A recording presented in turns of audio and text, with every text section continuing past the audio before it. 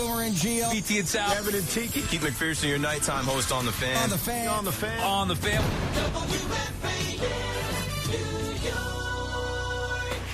It's WFAN Daily, hosted by Pete Hoffman.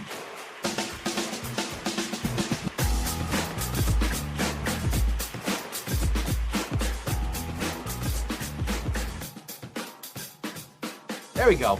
A pitching performance never been seen before. And that's not hyperbole. That's not just throwing it out there. Legitimately, in the postseason, we have never seen anyone in their first appearance go 8 innings, no runs, 12 strikeouts, no walks. Cam Schlittler delivered. And unlike anyone else, he is now the 4th highest strike totals by a rookie. Most Ks by a rookie. Levan Hernandez with 15 and 97. Boddicker, 83 at 14. Candelaria had 14 and 75. Schlittler, 12. In 8 innings, he was flawless. You talk about the biggest stage of all time. Yeah, this is not World Series, but this is a sold-out crowd at Yankee Stadium up against the Boston Red Sox, who schooled you in the first game of the series. Everything is on the line. It's a must-win game, and Cam Schlittler goes out and does basically what he's done since he's been called up. He's pretty much flawless. He is pretty much has been flawless since he has been called up to the Yankees, and it's unbelievable. And you talk about getting the feel of the game. At one point in time, we're scratching our heads going, oh, no, is he going to get pulled here? It's the 6th inning. Is he going to get 7th inning? Comes back out for the 8th inning, and it's like, yes, you nailed it. Like, let him go. And I almost even wanted Cam to go out there for the 9th because, he was so locked in. And I know you didn't have to, but it was so locked in just in case Bednar did or whomever was going to come in was going to have a little skip. I wanted Schlittler to go out there, start it off, and if for some reason it didn't go smooth, then you go to the bullpen. Because once you throw that first bullpen arm in, if Bednar didn't get the first 3 outs, it's going to go to hell. Schlittler was so locked in, he would have gotten a complete game shutout today. I'm convinced that's how good he was. That's how locked in he was. And not to mention, his teammates helped him out. I mean, the defense from Volpe was excellent. Jazz, for the most part, made some really nice plays at second base. Maybe they couldn't turn the double plays as many as they wanted to, but they were able to eliminate any real damage. They were able to get the lead runner every time. And they just never allowed Boston to really get any momentum at all, especially on the base pass. It was amazing. And the catch of the night, Ryan McMahon, who, listen, I knew offensively he was not the guy that the Yankees were looking for at third base. He's not that offensively gifted as much as you guys, as much as everyone was begging for him, he just is not that dude. But the one thing is, he's a much better glove than they've had. And he showed it as he basically made the best catch I could say I've ever seen in the playoffs. You want to throw, any other catch out there. The fact that he had to, the only way for Ryan McMahon to catch that baseball was to basically do exactly what he did, which was charge, go to the third base side. He gets to the dugout for the Boston Red Sox, and he's got to extend, catches the ball, and as he does that, he flips his entire body over, so much so that the Red Sox players had to actually help him. Like, I know you can sit there and be like, hey, listen, he's not my teammate. I don't got to do crap. They did because they had to. The guy did a full somersault over the freaking fence at the dugout and made an amazing catch. And that's what the night was special, man. If you're a Yankee fan, you were gloating, you're glowing, you take it back, all the way offensively speaking, you go back to when, and both pitchers were pretty freaking good. I'm not listen. Obviously, the Yankees got to the Red Sox pitcher a little bit later in the game, but in that fourth inning, Stanton. Hold on, let's go to it, because in that fourth inning, and Early pitched well. Like the first 3 innings, Schlittler and Early were going toe-to-toe. Maybe not as many strikeouts, but still, regardless, toe-to-toe. And then in that fourth inning, let's break it down here. You get, and I'm sorry, I'm thinking about the Stanton double from earlier in the game, which, by the way, if he got thrown out, it would have been nuts. So in the second inning, Giancarlo Stanton hits a shot that you think off the bat, he thinks off the bat, he looks at his teammates, everybody thinks that ball is out. And it kind of just dies last minute. And he put the Jets on and was able to get to second base. I haven't seen him run that fast in about 3 or 4 years. We've seen him run slower to home in a regular season game when being sent in a big spot. That was the fastest I think I've seen Giancarlo Stanton run in forever. And I thought he was going to get hurt, but he got there in time, so that was good. Unfortunately, they couldn't score the run. They couldn't do anything with it. Rice struck out, Rosario flies out, and Chisholm strikes out. But that was because early on, both pitchers were pretty fantastic. But the fourth inning comes up, and Bellinger leadoff double, which is huge. Stanton walks. Listen, I said it last night that I was questioning whether or not you start Stanton because he didn't look good at the plate the past 2 games. Today, he looked good. He was able to see the ball well.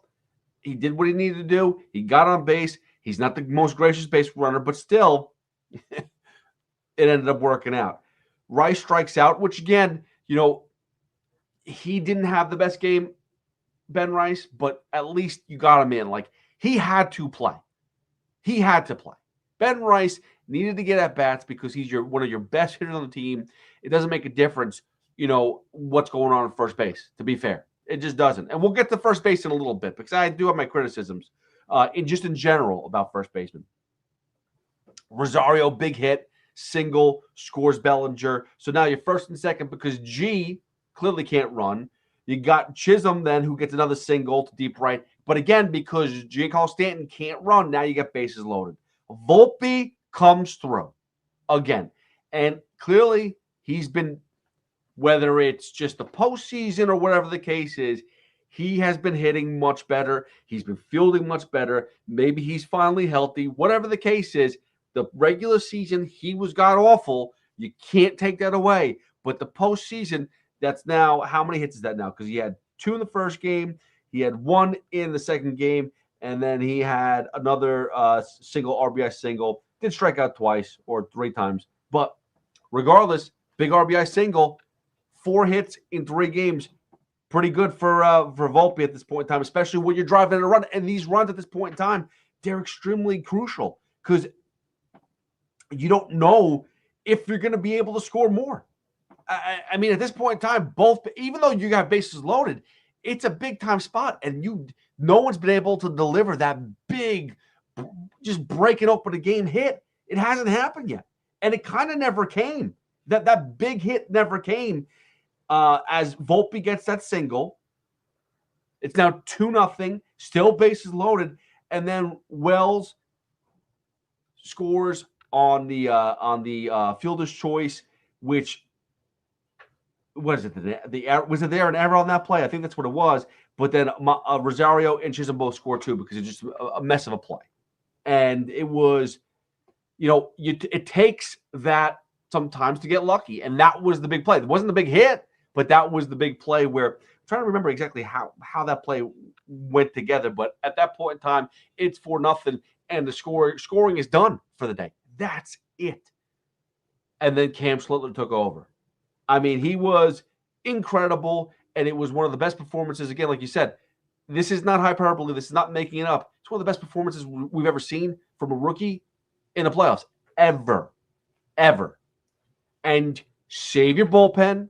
You don't have to worry about, are we going to Fernando Cruz? Are we going to Devin? I kept on saying, like, oh, maybe they got to go to Williams here. Maybe they got to go. And my kids are like, no. What are you, crazy? We don't want to see Devin Williams. We don't want to see Fernando Cruz. We don't want to see Tim Hill. We don't want to see anybody. We don't want to see, if Will Warren comes up. We don't want to see anybody. They hand the ball to David Bednar, gives up a single, but then shuts down after that. Gives up a walk to Bregman, but then shuts down after that. As Yoshida gets out, Rafaela strikes out, and then Nathaniel Lowe pops out. But that was the play. Now it's coming back to me. The Nathaniel Lowe, the ball gets hit, and Lowe can't get in front of it. And, not for nothing, and I'm not making it a Met thing here, but I've seen a lot of bad first basemen or first base plays in this wild card series. I saw today Spencer Torkelson get a ground ball, and he played it. The pitcher, Will Vest, is covering first base. And I know that there's got to be a little grace throwing the ball over to first base. Maybe you fired it, whatever the case is. He zipped it, and it hit Will Vest in the head. Okay? So I hear a lot of criticism over at first base and who's good, who's not. I got to be honest with you. They all kind of suck. Ben Rice has issues at first base all the time, picking up plays and scooping up balls, making plays at first base. We know he's not a natural first baseman. Paul Goldschmidt's had his issues too. Like I just said, Spencer Torkelson had his issues today. I've seen a lot of Nathaniel Lowe. This was Nathaniel Lowe, a Gold Glover, not fielding the ball properly, gets by him, and 2-run scores on something that should have been an easy out. And it would have been 2-0, and that could have saved the game for the Red Sox and keep this game closer. So in the later parts of the innings, maybe they could have gotten a rally. Maybe the pressure would have been different. But a 4-run lead at that point in time, when Schlittler was so locked in, it felt like it was never going to come. It just never did. And here we go. Here's the other thing. We crushed Aaron Boone the past 2 nights. We crushed Aaron Boone for taking out Max Fried too early, for leaving Carlos Rodon in too long. Today, you got to praise Aaron Boone for leaving Cam Schlittler and letting him go 8 innings. On the other hand, you can crush Alex Cora for leaving early in too long. He did not have it in the 4th inning. I don't know what he was waiting for. I know he only had 78 pitches, but it wasn't working in the 4th inning for early. And at that point in time, you have to rescue your young pitcher. Again, Bellinger leads off with a double. It's not like Bellinger led off with like a little tiny dribbler that they fielded wrong, they threw it away, and then Bellinger's over at second base. No, clear as day, double. Stanton then walks. So the first 2 guys get on. Like right there, you are going to be thinking it's the final game of the wild card series. This is do or die. I need to prepare myself to go to somebody. I know there's not many good options, but you got to give it a try. You got to try something. Like I said, Ben Rice strikes out, but then Rosario single. So now 3 out of the 4 hitters have gotten on base. 2 hits, 1 walk. Then Chisholm single. So now 4 out of 5. Volpe singles. 5 out of 6. And then Austin Wells, again, error of fielder's choice, whatever you want to call it. 6 out of 7. Get on base somehow. Then Grisham flies out. And then finally, Connolly early gets pulled for Justin Slayton. You're talking 1, 2, 3, 4, 5, 6, 7, 8 batters he faced. He got 2 outs out of 8 batters, 4-run score, and then he goes to the bullpen. You want to talk about completely dropping the ball? Alex Cora did that. You want to say, hey, Aaron Boone was too early with the hook on Max Fried? Yes, we all agree. Carlos Rodon, he went a little long, but he did eventually pull him. Alex Cora basically, jumped off a bridge right there. He basically just killed the whole momentum, killed the whole game. What was he doing? I now haven't listened to any postgame, so I don't know his reasoning. I have no idea what his excuse is, but that is malpractice. That if people are talking about Get rid of Aaron Boone. He's got no field. Fire, blah, blah, blah. Alex Cora made the worst mistake the entire series. So should he be fired? Should he be gone? Because all I heard about was Alex Cora ran circles around Aaron Boone. Well, maybe there was a friendly agreement before the game. Hey, Alex, I embarrassed myself the last 2 games. Can you do me a favor and do something stupid so you can make me look good? Whatever it was, it worked. Alex Cora looks like a total tool not going and taking out his pitcher, whether it was after the Stanton walk, whether it's after the Rosario single, whether it's after the Chisholm single with bases loaded, whether it's after the Volpe single, whether it's after Austin Wells. Again, even after the Austin Wells, which is an error, which is the defense came up lame there for him, he still gives him one more batter for Trent Grisham. I mean, all right, whatever. So I guess it wasn't that big of a deal for Alex Cora. But listen, great outing. Again, great game for this team. The crowd was on fire. The Yankees were on fire. Again, that double that Giancarlo Stanton hit in the second inning, which looked like it was going to be a home run, that didn't. But you saw right away that the team was locked in.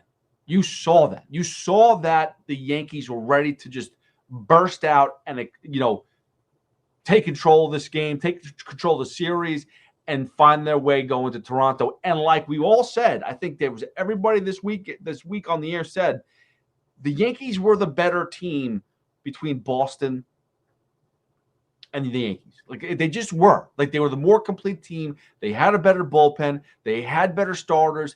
They had more offense.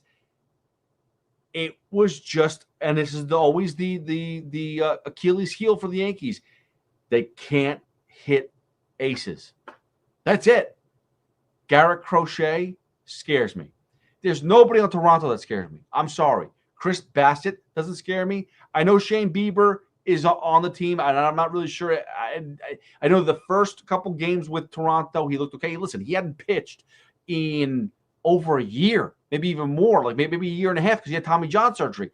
The Guardians traded him to the Blue Jays, which, by the way, maybe the Guardians shouldn't have done it because they could have used him in the playoffs. But regardless, they traded him to Toronto. He is maybe arguably their best pitcher.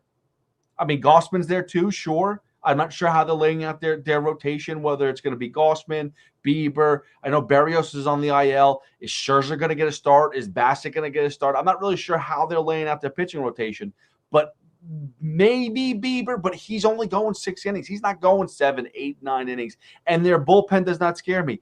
You're talking about maybe Shane Bieber and Kevin Gossman, if he has a good day, are the best pitchers on that team. The Yankees should have a field day with Toronto. They should. It should be a quick series for the New York Yankees. And I know that their offensive threats are over there between Vlad, between Bichette, who is he still hurt? I think he's still hurt, if I'm correct. They do have some injuries right now, but Springer's still there. They have a bunch of still offensively gifted players that nobody, I'm not going to sit there and say that they can't hit the baseball off the Yankees, but if you got Fried pitching the way he did on Tuesday, if you got Schlittler pitching the way he did on Thursday, even if you have Rodon going at least giving you 6 good innings, you're not going to kill your bullpen. And you're talking about a 5-game series. This Yankee team should have no problem against the Toronto Blue Jays. I said it, called it earlier in the year. The New York Yankees are going to represent the American League in the World Series. And that's still how I feel today. No doubt about it. There is no question that this team is good enough to make it to the World Series. There's no doubt.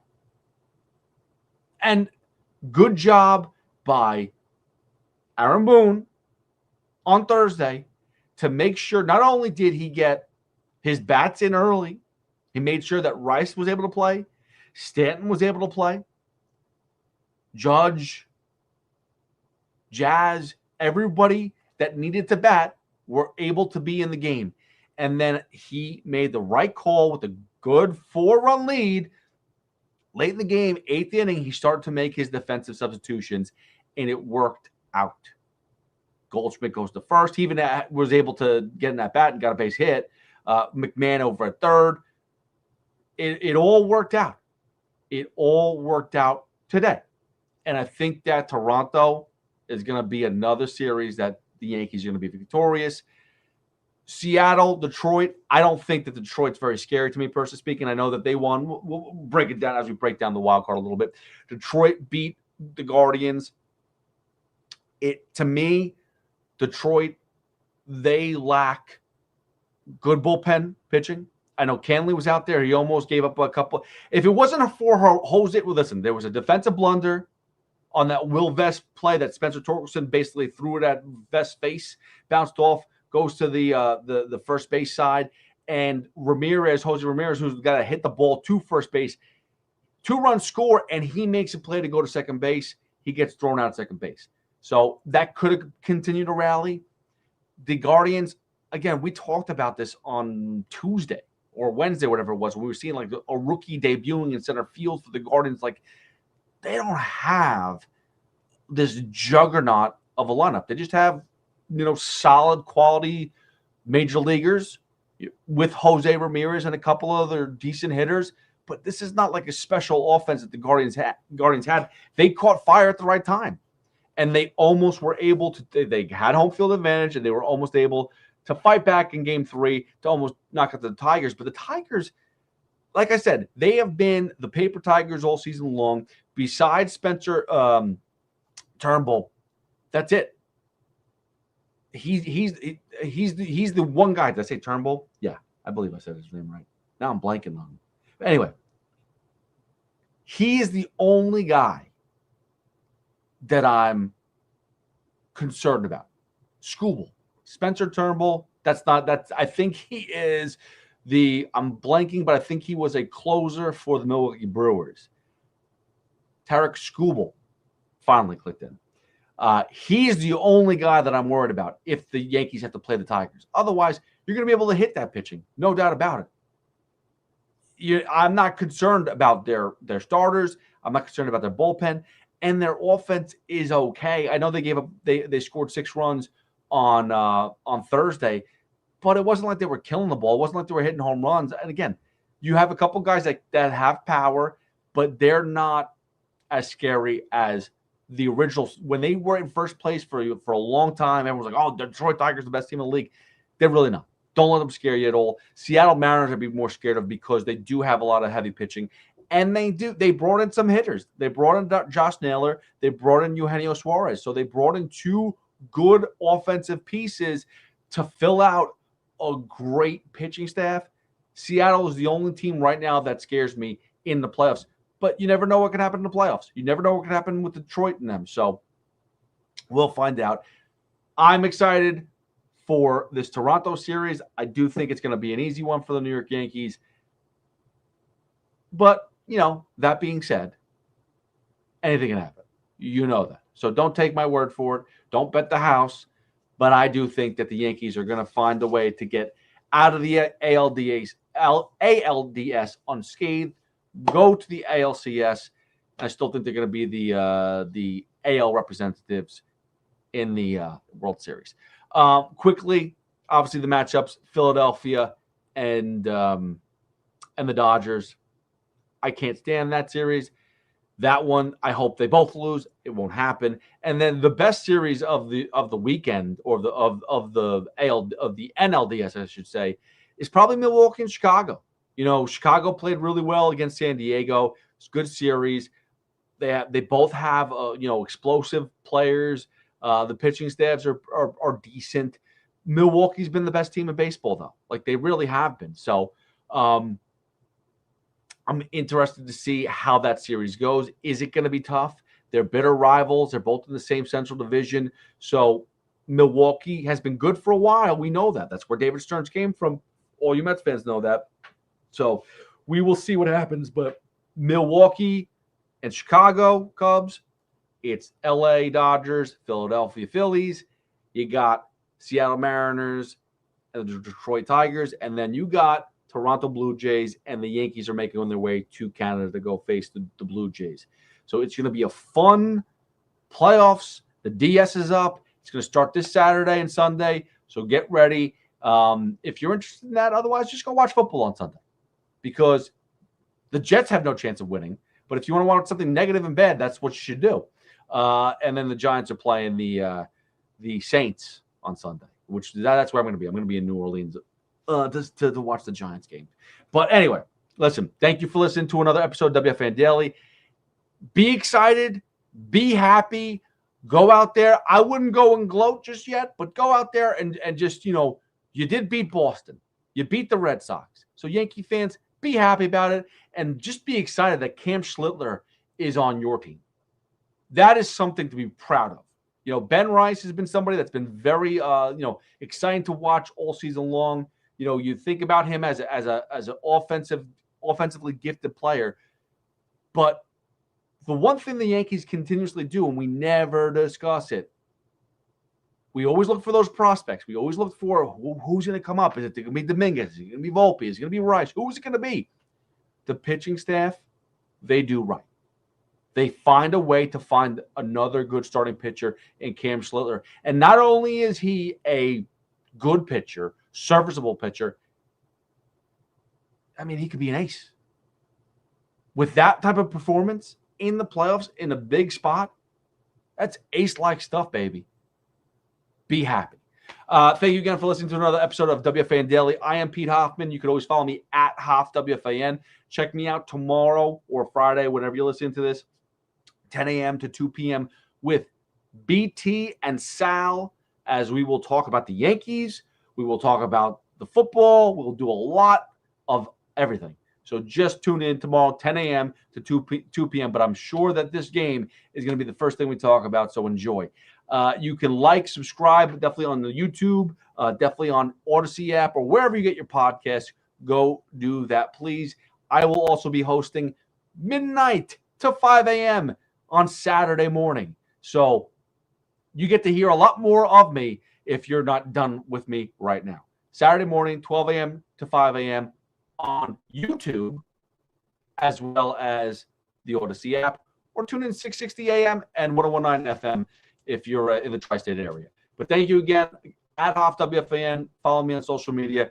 I will see you guys tomorrow, and have a great weekend if we don't talk, if we don't see each other. Peace.